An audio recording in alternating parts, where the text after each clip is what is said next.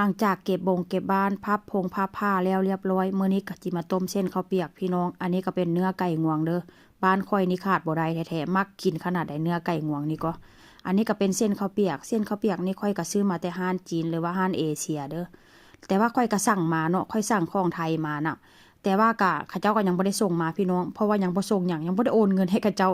สั่งเขาเจ้าหลายมื้อแล้วล่ะว่าเส้นซะแต่ว่ามื้อนี้ล่ะก็สิโอน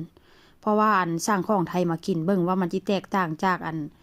ของจีนบ่มันก็น่าจะแตกต่างแล้วเนาะพี่น้องของบ้านเฮามันก็แซ่บเหนียวนุ่มว่าเส้นจ้าแต่ว่าอันนี้ต้มเปื่อยสุกปานใดมันก็ยังแบบว่าเป็นเส้นกระโดงกระเดะนะอันนี้ค่อยต้มแล้วได้นี่ได้ประมาณ10นาทีเพราะว่าหยังต้มเอาน้ำมันออกเพราะว่ากลิ่นแป้งมันค่อนข้างจะแห้งว่าเส้นจ้าเนาะแล้วค่อยกะที่ต้มใส่เนื้อไก่ง่วงใส่ขิง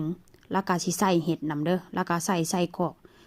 รอกนี่ผัวบอกว่าอย่าซื้อมาเด้อเพราะว่าลูกชายมักกินมันบ่ได้ดีปานใดดอกว่าแซ่นตอนแรกค่อยก็บ่กินได้พี่น้องแล้วก็ห้ามลูกชายบ่ให้กินสุดท้ายสุดค่อยนี่ก็ซื้อมาแล้วก็กินเองติดใจพี่น้องซื้อมาแล้วเป็นจังได๋บุรู้สึกว่ามันแซ่บนะแต่ผัวบอกว่ามันก็บ่ได้ดีหลายหันนะราคาแพงซื่อๆแต่ว่าก็บ่ได้ดีเด้อเจ้าจะกินหลายว่าซั่นผัวก็ได้ก็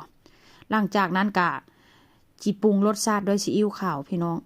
แล้วก็บ่ได้ปรุงหยังหลายเด้อใส่ซีอิ๊วขาวใส่เกลือแล้วก็ใส่น้ำตาลรสชาติที่ว่าค่อยปรุงนี่ก็ปรุงแค่นี้ได้แต่ว่าแป้งนัวนี่ก็ยังบ่มีแล้วพี่น้องแป้งนัวค่อยก็สั่งมาถุงนึงถุงใหญ่ๆประมาณ10กว่ายูโรนี่แหละประมาณเกือบ20ยูโรพี่น้องค่อยตักง่ายเลยผงชูรสธรรมดานี่ซื้อแต่ห้านจีนว่าซั่นจ้ะ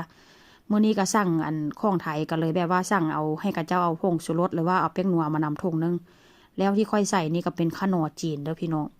ขนอจีนใส่ลงไปแล้วก็ค่อนข้างเป็นสีเหลืองก้มๆบ่ได้นัวแบบนัวหลายคือบ้านเฮาไหนถ้าหากว่าเป็นของไทยเนาะแบบ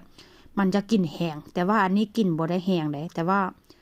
มันจะกลมกล่อมนะกลมกล่อมแล้วก็นัวแต่แบบนัวแบบบ่แบบว่าเลี่ยนเด้นัวแบบกลมกล่อมว่าเส้นซาพี่น้องค่อยก็ซื้อมากินก่อนหน้านี้แล้ว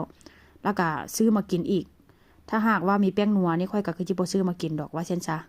อันนี้ก็แล้วเด้อพ่อแม่พี่น้องหน้าตาเส้นก๋วยจั๊บต้มเส้นก๋วยจั๊บหยวนหรือว่าต้มเส้นข้าวเปียกอันนี้ก็เป็นพริกผงเลยพริกผงนี่ก็เผ็ดจัดฮ้อนขนาดเลยเพราะว่าเอามาแต่บ้านพุ่นน่ะพี่น้องเพราะว่าคั่วเองตำเองมันก็เลยแบบว่าหอมแล้วก็